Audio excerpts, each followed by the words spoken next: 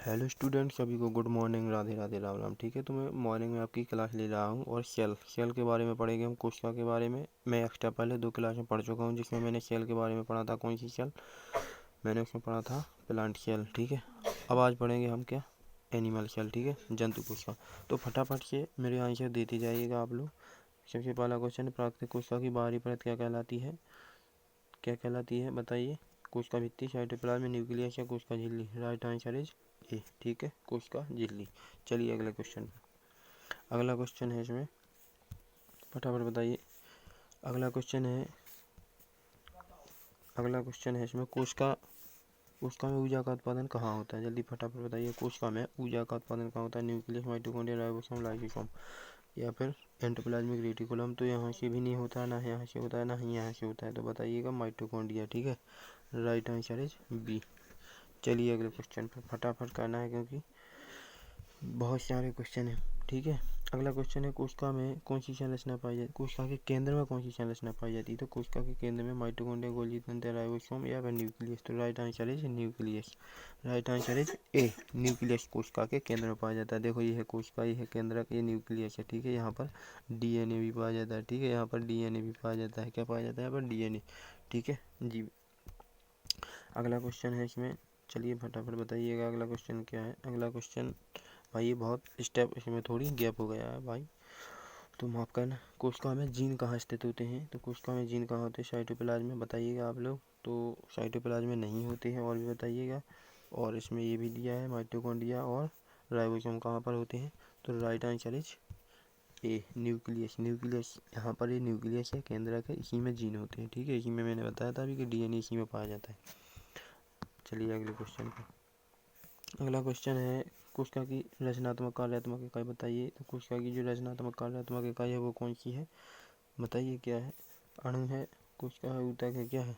फटाफट, कोशिका। ठीक है, तो इसकी राइट आंसर इज बी। ठीक है, राइट आंसर इज बी। चलिए अगले क्वेश्चन पर चलते हैं। अगले क्वेश्चन पर हम चलते हैं। कोशिका में पोषक तत्वों का संचलन कहाँ होता है? कोशिका में पोषक तत्वों का जो संचलन है वो कहाँ होता है? लाइसोसोम, गोल्गी बॉडी, साइटोप्लाज्म या फिर माइटोकॉन्ड्रिया? जल्दी फटाफट बताइए। कोशिका में पोषक तत्वों का संचलन, तो राइट आंसर है डी। कहाँ पर होता है ये पोषक तत्वों का संचलन? माइटोकॉन्ड्रिया में होता है, साइटोप्लाज्म में होता है। कहाँ पर होता है? साइटोप्लाज्म में होता है, साइटोप्लाज्म में होता है। राइट आंसर है सी। ठीक है, कोशिका में पोषक तत्वों का जो पोषक तत्व भी कहाँ पर? देखो, साइटोप्लाज्म में कहाँ होता है? साइटोप्लाज्म, यह कोशिका के अंदर है, ये साइटोप्लाज्म है। ठीक है, यहाँ पर पोषक तत्वों का संचलन होता है, ये साइटोप्लाज्म में। ठीक है, चलिए अगले क्वेश्चन पे चलते हैं। तो फटाफट बताइए, कोशिका का आकार संरचना निर्धारित करने में मदद कौन करता है? कोशिका झिल्ली, राइबोसोम, साइटोस्केलेटन? तो राइट आंसर इज क्या है? साइटोस्केलेटन। ठीक है, राइट आंसर इज सी, इसका आंसर है। ठीक है, चलिए अगले क्वेश्चन पर।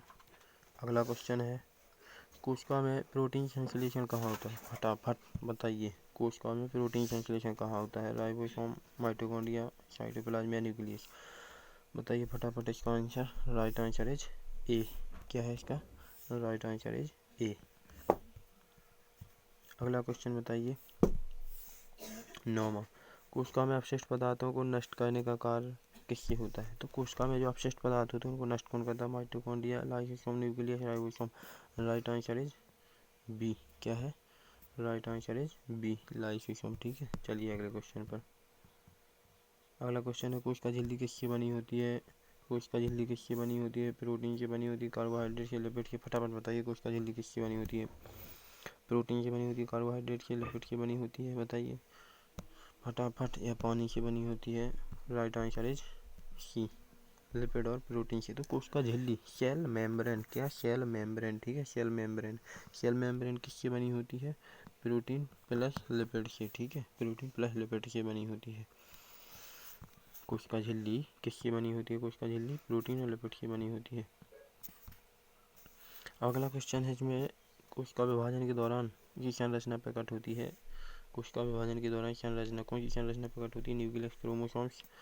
तो राइट आंसर इज क्रोमोसोम्स। ठीक है, क्रोमोसोम से बनते हैं जब जब हमारा सेल विभाजन होता है, सेल डिवीजन कोशिका विभाजन जब कोशिका विभाजन होता है तो कोशिका विभाजन होने के बाद में कैसी धागेनुमा संरचना बनती है, और ये धागेनुमा संरचना आगे आकर के गुणसूत्र में बदल जाती है। ठीक है, चलिए मैं थोड़ी थोड़ी थ्योरी भी अभी समझाता जा रहा हूँ क्योंकि उतना टाइम नहीं है, फिर मैं थ्योरी पूरी 100% थ्योरी क्लास नहीं कर।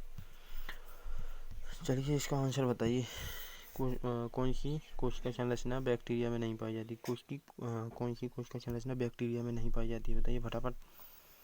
बैक्टीरिया में नहीं पाई जाती है न्यूक्लियस, कोशिका झिल्ली, माइटोकॉन्ड्रिया। बैक्टीरिया में क्या नहीं पाया जाता है, राइबोसोम। फटाफट, राइट आंसर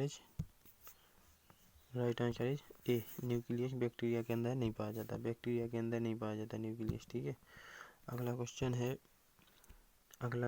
अरे यार ये थोड़ा बहुत परेशान कर रहा है आज। अगला क्वेश्चन है, लाइसोसोम में कौन सी गतिविधि होती है, पोषक तत्वों का संश्लेषण, अवशिष्ट पदार्थों का नाश, ऊर्जा उत्पादन, या फिर कोशिका का विभाजन। क्या है, राइट आंसर इज बी। क्या है, राइट आंसर इज बी। अरे पेन बहुत मोटा हो गया, राइट आंसर इज बी। ठीक है, तो अवशिष्ट पदार्थों का क्या करता है, नाश करता है। ठीक है, तो राइट आंसर इज बी। चलिए अगले क्वेश्चन पर बताइए, कोशिका के अंदर कौन सा तरल पदार्थ कोशिका के अंदर का जो तरल पदार्थ होता है किसे क्या कहा जाता है, न्यूक्लियस, साइटोप्लाज्म, लाइसोसोम, क्या कहा जाता है तरल पदार्थ को, फटाफट बताइए क्या कहा जाता है तरल पदार्थ को, एंडोप्लाज्मिक रेटिकुलम क्या कहा जाता है, right answer is B, right answer is C, lysosome. ठीक है, लाइसोसोम को मैंने बताया था कि आत्मघात थैली है या कचरे का घर है। ठीक है, इसका आंसर मैंने कोशिका के अंदर तरल पदार्थ लाइसोसोम। ठीक है, चलिए बताइए, कोशिका के अंदर क्या तत्व पाया जाता है जो इसके अंदरूनी भागों को स्थानांतरित करता है, साइटोप्लाज्म, कोशिका झिल्ली, साइटोस्केलेटन। बताइए फटाफट, कोशिका के अंदर ऐसा कौन सा तत्व पाया जाता है, तो इसका अंदर राइट आंसर इज सी। ठीक है, साइटोस्केलेटन। क्या है, साइटोस्केलेटन। ठीक है, स्केलेटन, तो राइट आंसर इज सी। ये क्या काम करता है, कोशिका के अंदर तरल एक तत्व है जो कि इसके अंदरूनी भागों को स्थानांतरित करता है, इधर से उधर करता है। ठीक है, साइटोस्केलेटन, राइट आंसर मैंने बता दिया इसका सी। अगला क्वेश्चन है, माइटोकॉन्ड्रिया की संख्या सबसे अधिक, क्या माइटोकॉन्ड्रिया की संख्या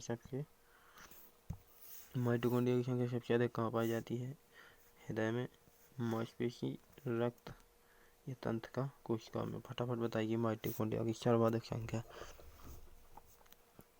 राइट आंसर इज मांसपेशी कोशिका। ठीक है, कौन सी, मसल सेल,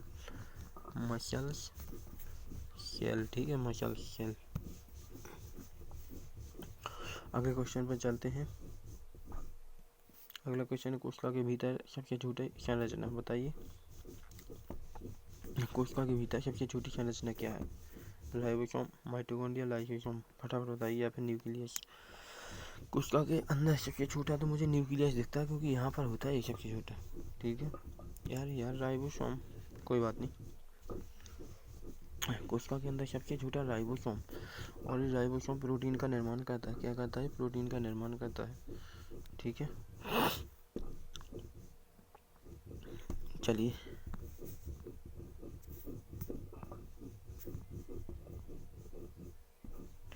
इस क्वेश्चन का आंसर दीजिए, कोशिका में सबसे बड़ा अंग कौन सा होता है, राइबोसोम, न्यूक्लियस, लाइसोसोम, सबसे बड़ा, फटाफट दीजिए इसका आंसर, सबसे बड़ा न्यूक्लियस। क्या होता है, राइट आंसर है डी, कौन होता है, न्यूक्लियस। ठीक है, न्यूक्लियस नाभिक या फिर केंद्र। ठीक है, सबसे बड़ा होता है केंद्र। ठीक है, चलिए अगला क्वेश्चन दीजिए, वो आंसर दीजिए इसमें,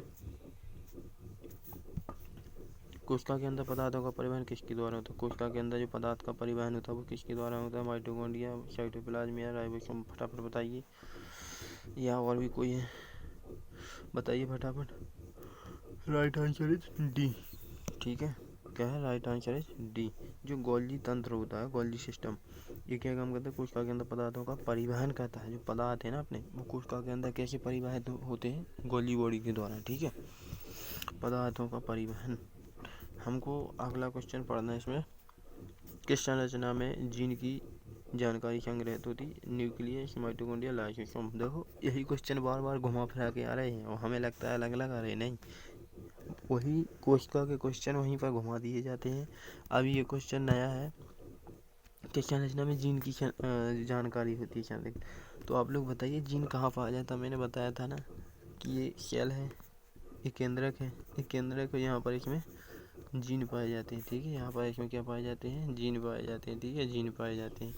तो उसमें भूलने का नहीं है, बट क्वेश्चन को घुमा फिरा के पूछ देते तो हम थोड़ा इधर उधर हो जाते हैं, ठीक है। तो इसका राइट आंसर इज न्यूक्लियस, ठीक है। चलिए अगले क्वेश्चन पे, प्रोटीन का संश्लेषण किसमें होता है, प्रोटीन का संश्लेषण फटाफट बताइए, प्रोटीन का संश्लेषण जल्दी बताइए। जो प्रोटीन है इसका संश्लेषण कहाँ होता है, राइबोसोम, माइटोकॉन्ड्रिया, लाइसोसोम। तो राइट आंसर है ये, मैंने बताया था प्रोटीन का राइबोसोम, ये प्रोटीन निर्माण करता है, ठीक है, अपने RNA के द्वारा, अपने RNA के द्वारा। इसमें बहुत कुछ मदद करता है, मैं पूरा डिटेल पढ़ाऊँगा एक दिन, अभी थोड़ा रुक जाओ, ठीक है। अभी MCQ पढ़ लो। कोशिका की ऊर्जा का स्रोत क्या है, कोशिका की ऊर्जा का स्रोत क्या है, तो ग्लूकोज, लिपिड, ऑक्सीजन क्या है कोशिका की ऊर्जा का, तो राइट आंसर है ATP। कोशिका हमेशा ATP से ऊर्जा, देखो ATP से कैसे बता दूं मैं आपको, ये माइटोकॉन्ड्रिया है, ये अपने ग्लूकोज के साथ, मतलब C6 और H12O6 के साथ जब क्रिया करता है तो इसमें क्या होता है कि CO2 प्लस H2O के साथ जब ये क्रिया कर, इनके साथ क्रिया करता है O2 के साथ जब ये क्रिया करता है तो ये सब बनता है। और प्लस यहाँ पर क्या बनता है, 36 ATP ऊर्जा बनती है, 36 ATP ऊर्जा बनती है, जिसको हम, इस ऊर्जा का नाम है एडेनोसिन। इस ऊर्जा को हम क्या कहते हैं, एडेनोसिन ट्राइफॉस्फेट, क्या कहते हैं, ट्राइफॉस्फेट, क्या कहते हैं, ट्राइफॉस्फेट, ठीक है, ऊर्जा का नाम। मेरी राइटिंग पे मत आना क्योंकि मैं अभी ठीक से नहीं लिख पा रहा हूँ। किसी कोशिका की शक्ति घर कहा जाता है, बताइए फटाफट। Nuclear, ribosome, mitochondria. तो right answer is A, mitochondria. Mitochondria को कोशिका का शक्ति गृह कहा जाता है क्योंकि सारा पावर होता है ऊर्जा का, कोशिका ऊर्जा का पावर उसी के अंदर होता है, ठीक है। कोशिका में ज्वालामुखीय गतिविधि का कार्य कौन करता है, कोशिका के अंदर भी ज्वालामुखीय गतिविधि का कार्य होता है, तो मुझे भी पहली बार पता चला। और लास्ट क्वेश्चन है यही, तो बहुत खतरनाक है। बताइए इसमें राइबोसोम, लाइसोसोम या न्यूक्लियस, फटाफट बताइए, या माइटोकॉन्ड्रिया। तो कोशिका में ज्वालामुखी गतिविधि का काम कौन करता है, फटाफट बताइए। तो इसका राइट आंसर है क्या है, इसका राइट आंसर है, इसका राइट आंसर है लाइसोसोम। मैंने ये दिखा दिया नीचे आंसर, ये है आंसर इसका, लाइसोसोम। ज्वालामुखी गतिविधि का काम कौन करता है, तो ये लाइसोसोम, ठीक है, लाइसोसोम एक नया कोशिका अंग है, ठीक है, इसको आत्मघाती थैली भी कहते हैं। तो थैंक यू दोस्तों, बस आज के लिए इतना ही, ठीक है। मिलते हैं फिर कल अगली वीडियो में, इससे अच्छी भी लाऊंगा, ठीक है, और भी क्वेश्चन में ऐड करके लाऊंगा, 30+ भी हो जाएंगे, ठीक है। तो वीडियो अच्छी लगी तो शेयर जरूर करना, लाइक या सब्सक्राइब करें या ना करें, ठीक है, ताकि और भी बच्चे देख सकें।